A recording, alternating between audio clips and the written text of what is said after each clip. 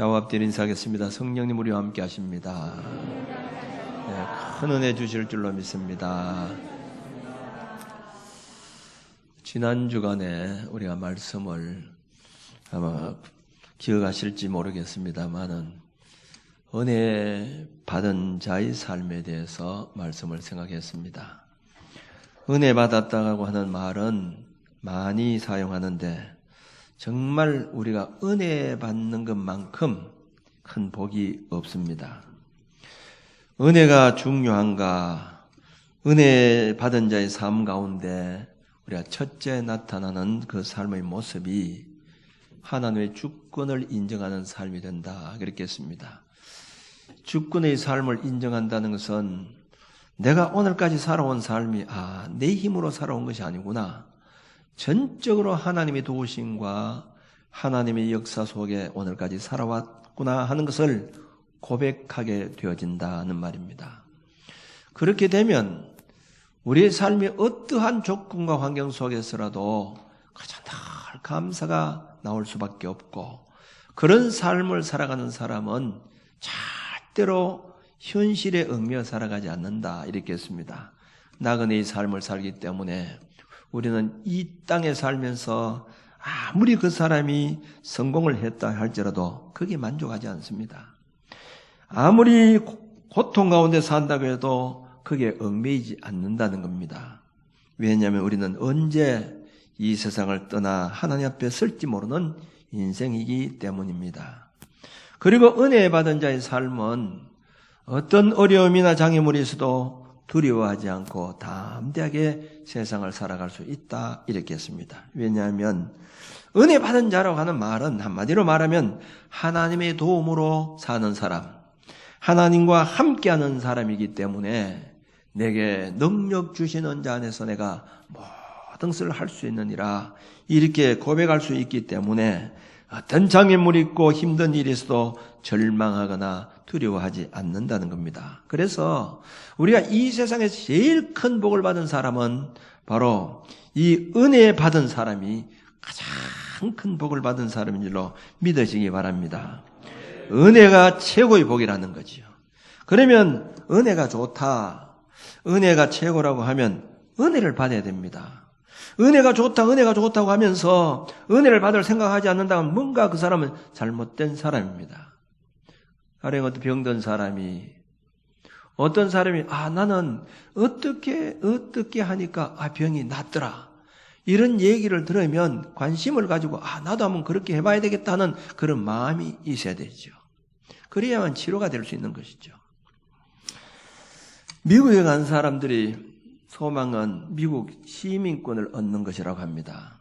물론 영주권을 얻는 것도 바람이지만은 그 영주권보다도 더 중요한 것이 시민권이기 때문에 이 시민권을 얻을 수 있는 자격은 영주권을 얻는 사람이 한 5년 동안 경과가 돼야 시민권 얻을 자격이 주어진다는 겁니다.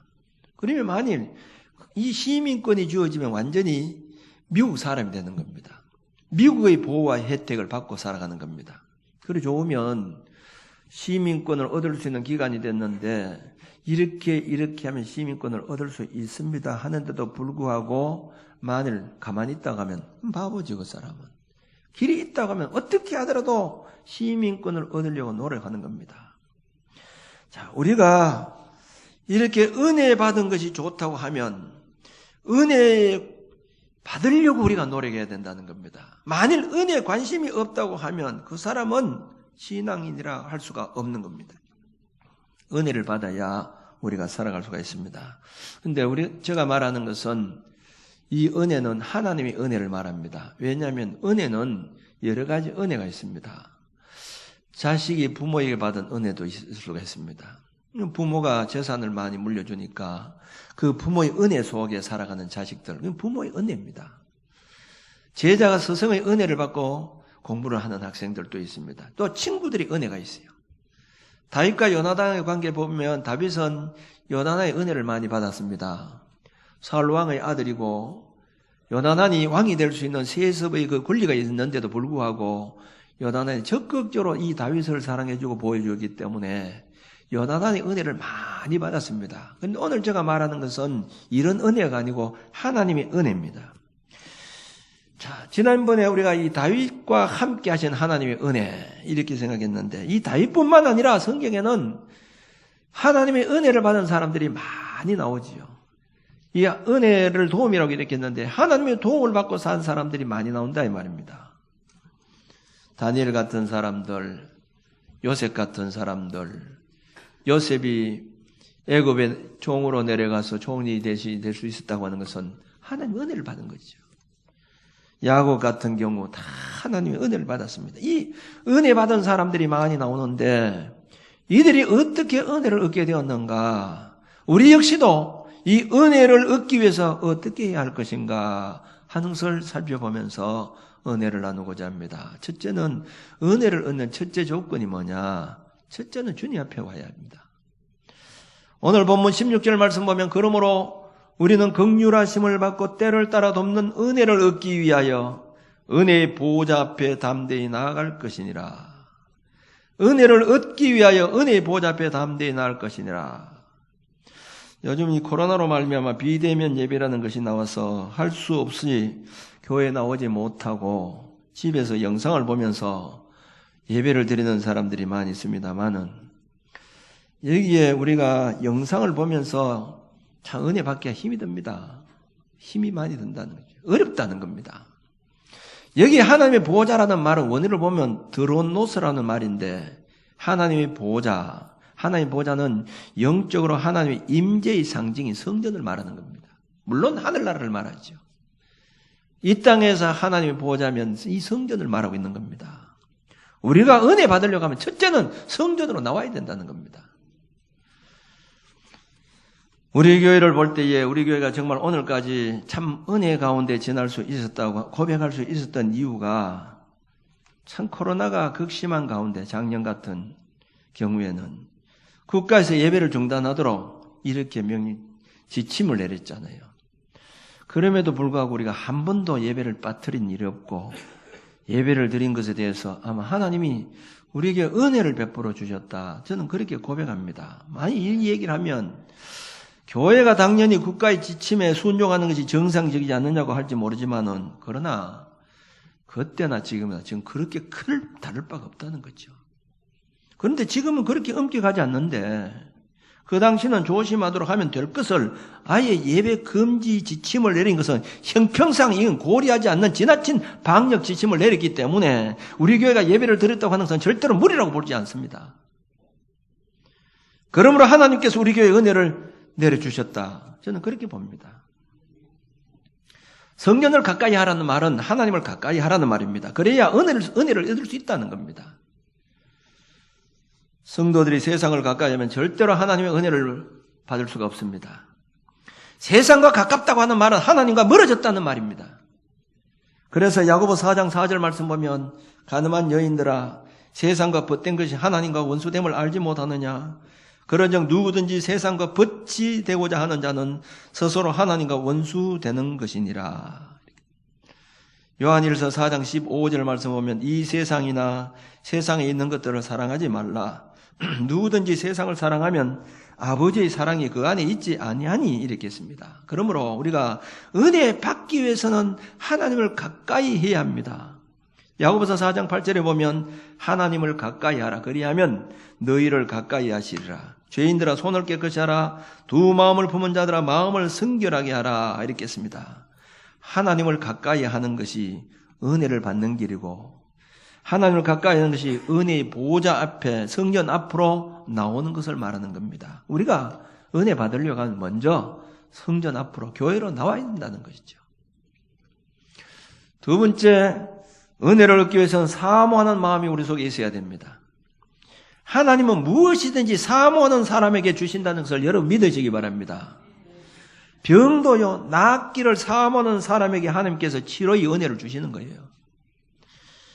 자식이 없는 가정에도 자식을 간절히 사모하는 그 가정에 자식도 줍니다. 은혜도 간절히 사모하는 자에게 주시는 줄로 믿으시기 바랍니다. 사무엘의 어머니 한나를 보세요. 자식이 없어서 자식을 사모해서 성전에 나가서 간절히 기도하면서 엘리 제사장이 술이 취했다고 막 책망까지 할 정도로 그렇게 자식을 사모할 때 하나님께서 사무엘이라고 하는 귀한 아들을 주셨다는 겁니다. 마가복음 10장에 보면 소경 바디메오가 나옵니다. 예수님께서 여리고로 지나가신다는 소리를 듣고는 이 소경 바디메오가 나와서 소리를 지르면서 다윗의 자손 예수여 나를 불쌍히 여기소서 이렇게 하니까 많은 사람들이 시끄럽게 하지 말라고 잔잔하라고 이렇게 합니다. 그런데 더 큰 소리로 다윗의 자손 예수여 나를 불쌍히 여기소서. 그러니까 예수님께서 이 소리가 큰 소리가 들리니까 저 소리 지르는 사람 좀 데리고 오라고 이렇게 얘기합니다. 그러니까 이 소경이 데리고 오라고 하니까 소경이 그저 바로 쫓아서 주님 앞에 찾아왔어요. 그때 예수님께서 뭐라고 하면 내가 너에게 무엇 해주기를 원하느냐 그랬겠죠. 눈뜨기를 원합니다. 얼마나 눈뜨기를 사모했겠습니까? 예수님께서 그때 바디메오에게 너 믿음이 너를 구원하였느니라 하자 곧 보게 되어서 예수를 길에서 따르니라 이렇게 했습니다. 예수님이 여리고를 지나갈 때 수많은 사람들이 지나갔을 것입니다. 그런데 그렇게 사모하는 이 바디메오에게 주님은 관심을 가지셨다는 것이죠. 야곱이 형 예수를 물리치고 장자의 특권을 받게 된 것도 사모했기 때문입니다. 내가 어떻게 하면 저 장자의 명분을 내가 가질까 하는 이 사모하는 마음이 가졌기 때문에 결국은 야곱이 장자의 명분을 얻게 된 것입니다. 예수님 당시 수로보닉의 여인도 마찬가지입니다. 딸이 흉악한 병이 들려서 주님께 찾아왔을 때도 번쩍만쩍 외면하고 자존심 상한까지도 그렇게 했음에도 불구하고 간절히 사모하는 그 마음으로 구했을 때 딸이 귀신이 떠나는 깨끗하게 된 역사가 일어나게 되었던 것입니다. 제가 몇 분 얘기를 들었습니다만 제가 이 은혜를 받게 된 것도 그렇습니다. 저는 이 모태신앙이기 때문에 원래 이 모태신앙들은 좀 그저 교회 떠나지도 않고 버리지도 않는 그런 신앙이 있어요. 그래서 끈질기게 교회는 잘 나옵니다. 그런데 구원의 감격도 없고 은혜 체험도 없고 이렇게 하니까 저 답답한 점이 있어서 내가 사업을 26살 했는데 한 26살, 27살 될 때였어요. 포항에서 사업을 하면서 교회는 24km 떠난 우리 모교회 이제 학생들을 가리키고 이렇게 했는데 그때 마침 포항제일교회에서 고영근 목사님 아주 영성 있는 목사님이에요. 우리나라에서 이름난 영성 있는 북한에 오신 목사님인데 그 영성 있는 고영근 목사님께서 포항제일교회 집회한다는 얘기를 듣고 제가 이번에도 진짜 나도 은혜 받아야 되겠다 이런 마음 생각을 한 거예요. 그래 은혜 받으려고 이렇게 마음을 먹고는 가게 문을 월요일부터 딱 금요일까지 문을 닫았습니다. 닫고는 금식을 했습니다. 그리고 포항제일교회 제일 앞자리부터 앉았습니다. 계속 시간 빠지지 않고 월요일날 또 지나고 화요일날 지나고 수요일날 지나고 목요일날 저녁이었어요. 그 통성 기도하는데 하나님이 성령이 임하게 되는데 불같은 성령이 저한테는 내리는데 입에서 방언이 튀어나오고 진동이 일어나고 뜨거운 은혜를 체험하게 된 것이요. 사모하는 마음이 있었기 때문이라는 거죠. 내가 만일 그렇지 않고 뒷전에 앉았다고 했으면 그런 은혜를 받았겠느냐는 거지. 종종 이 교회 집회 참석하는 사람들을 보게 되면요. 벌써 저 사람이 은혜 받을 사람인가 은혜 못 받을 사람인가 하는 거 딱 눈에 딱 드러납니다. 보통 집회를 하는 것을 보면. 은혜 받을 사람은 벌써 딱 앞자리에 딱 앉아가지고요. 일절단 눈 안 돌립니다. 앞불만 딱 보고 은혜 사함하고 그렇게 참을 합니다. 그런데 늦게 와서 뒷자리에 앉았다가 그저 이것저것 다 쳐다보고 폰 같은 거 쳐다보고 그렇게 한 사람 평생 가도 은혜 못 받습니다. 10년, 100년을 신앙생활해도 그 사람은 은혜 못 받습니다. 은혜는 사모하는 사람에게 주신다는 거예요. 우리가 중보 기도할 때도 그렇습니다. 중보 기도. 여러분 성도들 가운데 무슨 문제가 있습니다. 문제가 있으면 그 문제 해결하려고 목사님 제발 좀 기도해 주세요. 좀 같이 좀 기도 좀 해주세요. 이 문제 놓고 좀 기도해 주세요. 이렇게 하는 사람에게는요. 그 사람에게 기도해도 자꾸 그 사람 기도가 나옵니다. 그런데 문제가 있는데도 불구하고 별로 기도의 중요성을 느끼지 않고 별로 사모하는 마음이었으면요. 그 사람의 문제가 심각한데도 불구하고 입에서 기도가 안 나온다 이 말입니다. 사모하는 사람입니다. 시편 107편 9절 말씀 보면 그가 사모하는 영혼에게 만족을 주시며 줄인 영혼에게 좋은 곳으로 채워주심이로다 이렇게 했습니다. 디모데후서 4장 8절 말씀 보면 이제 후로는 나를 위하여 의의 면류관이 예비되었으므로 주 곧 의로우신 재판장이 그날에 내게 주실 것이며 내게만 아니라 주의 나타나심을 사모하는 모든 자에게 도니라 이렇게 했습니다. 의의 면류관도 주님이 오심을 간절히 사모하는 자에게 주신다는 거예요. 내가 어떻게 하면 주님 앞에 가서 이 면류관을 받을까 간절히 사모하는 사람들이 어떻게 살까요? 함부로 살아가지 않습니다. 이런 사람에게 하나님께서 주신다 이렇게 했습니다. 은혜는 먼저 교회에 와야 됩니다. 두 번째는 사모하는 마음이 있어야 됩니다. 세 번째는 기도할 때 은혜를 얻을 수가 있습니다. 사모하는 마음이 있으면 그것을 위해서 간절히 기도해야 합니다. 기도하는 사람에게 은혜를 내린다는 말입니다. 야고보서 4장 2절 말씀 보면 너희가 얻지 못하면 구하지 아니하기 때문이요 구하여도 받지 못하면 정욕으로 서려고 잘못 구함이니라 이렇게 했습니다. 우리가 하나님께 은혜를 받지 못하는 중대한 이유는 우리에게 하나님의 은혜를 사모하는 기도가 없기 때문이라는 것이죠. 하나님께서 우리에게 베풀어 주실 은혜가 항상 풍성하게 쌓여 있습니다. 그러나 이 하나님의 풍성한 은혜는 하나님이 그 은혜를 사모하고 기도하는 그 간구하는 그 심령에게 베풀어 주신다고 하는 것을 여러분 믿으시기 바랍니다. 기도하지 않고 하나님의 은혜를 누린 교회도 교인도 없습니다. 기도하지 않는 교회, 하나님의 은혜를 받지 못하고 기도하지 않는 개인이 하나님의 은혜를 체험할 수가 없다는 것입니다. 창세기 32장에 보면 야곱이 형 에서를 피해서 하란으로 가서 거의 20년 동안 이제 라반의 집에 있다가 이제 다시 20년이 지난 후에 고향 땅, 자기 형이 있는 땅으로 오게 됩니다.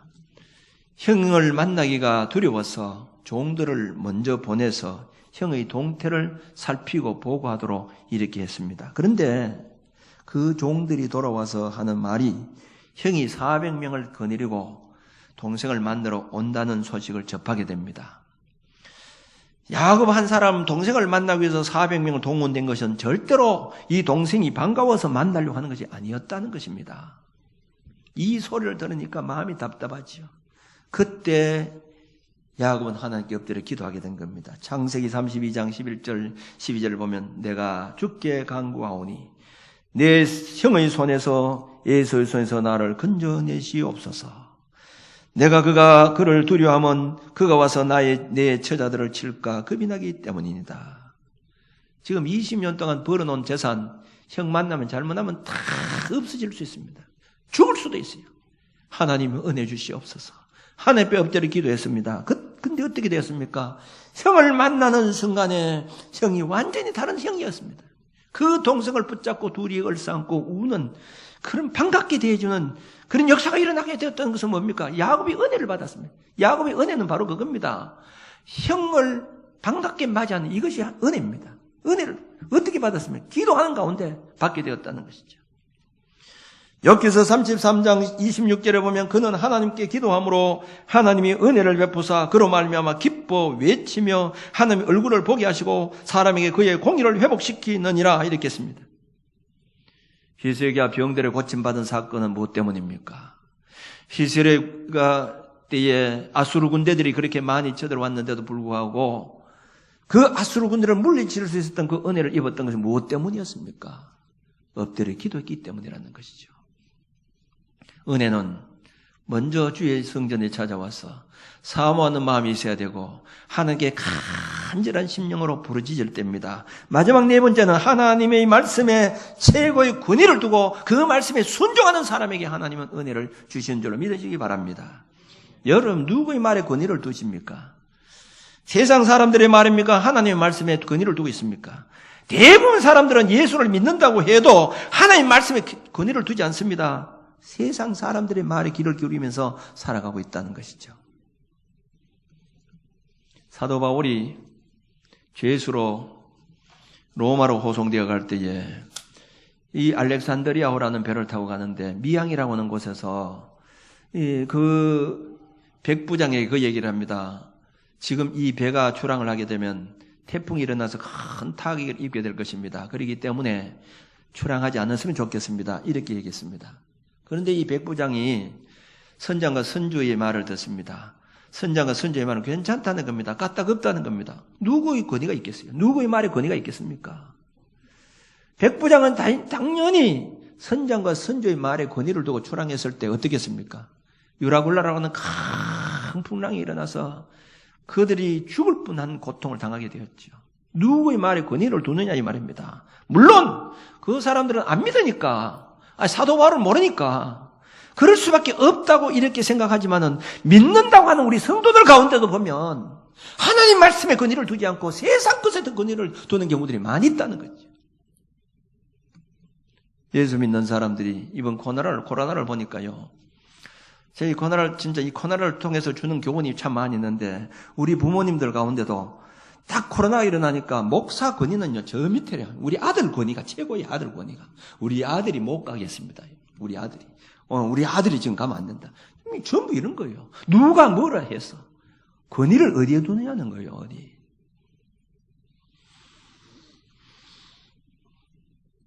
여러분, 하나님 말씀이 최고의 권위를 둔다고 하는 것은 저런 쉬운 일이 아닙니다.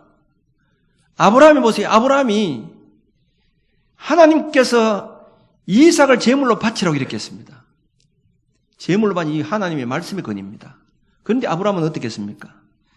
그 말씀에 최고의 권위를 두었기 때문에 자식을 희생시켜가면서까지도 하나님 말씀에 순종했다는 겁니다. 이런 사람에게 하나님의 은혜를 베풀어 주신 겁니다. 바로가 히브리 여인들에게 자식을 낳으면 전부 남자아들은 죽여버리라고 이렇게 했습니다.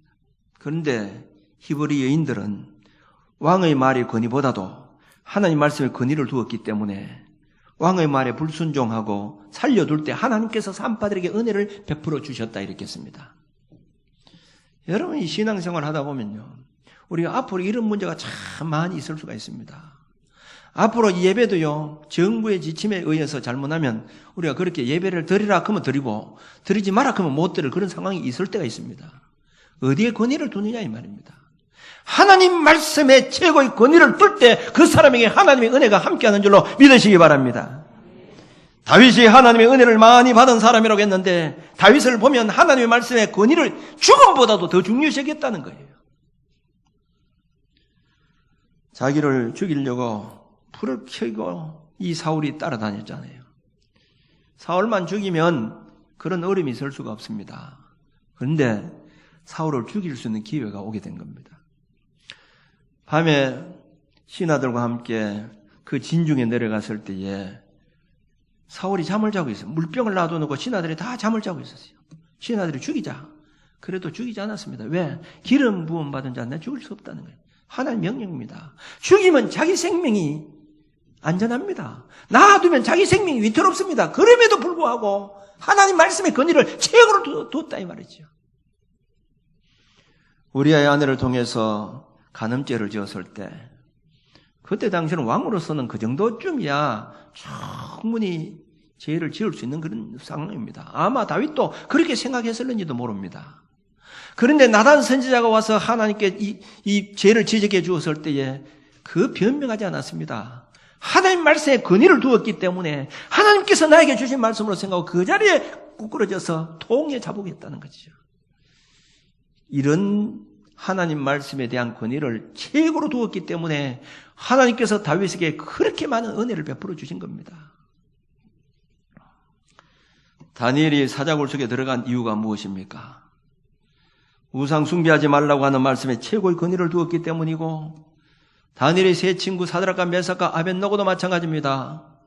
왕의 명령을 거역하면 불 속에 들어간다 할지라도 그 권위보다도 하나님 말씀에 권위를 두었기 때문에 죽을 각오를 하고도 하나님 말씀의 권위에 인정하고 순종했을 때 불 속에 들어가도 사자굴 속에 들어가도 하나님께서 그 생명을 지켜주신 은혜를 입게 되었다는 사실입니다. 창세기 6장 8절에 보면 그러나 노아는 여호와께 은혜를 입었더라고 이렇게 씁니다. 왜 노아가 은혜를 입었습니까? 하나님께서 방주를 만들려고 하니까 하나님 말씀에 최고의 권위를 두었기 때문에 의의가 없다는 것이죠. 이 맑은 날에 그도 땅바닥에다가 방주를 왜 지으냐? 비도 오지 않는 상황에서 아마 그렇게 해서 많은 사람 비방했을 것입니다만은 하나님께서 만들려고 했기 때문에 무조건 만들었다는 거죠. 그에게 하나님께서 은혜를 주신 것입니다. 사랑하는 성도 여러분, 은혜를 입었다고 하는 것은 하나님이 도와주셨다, 하나님이 함께 해주셨다는 말과 같은 의미로 생각하면 됩니다. 은혜 받았다는 말이 뭡니까? 하나님이 도와주셨다 이 말입니다. 하나님이 함께 해주셨다는 겁니다. 하나님이 함께 하시는 이 은혜, 하나님이 도와주시는 이 은혜가 최고의 은혜인 줄로 믿으시기 바랍니다. 최고의 복이라 이 말입니다. 이것 이상 더 큰 복이 어디 있습니까?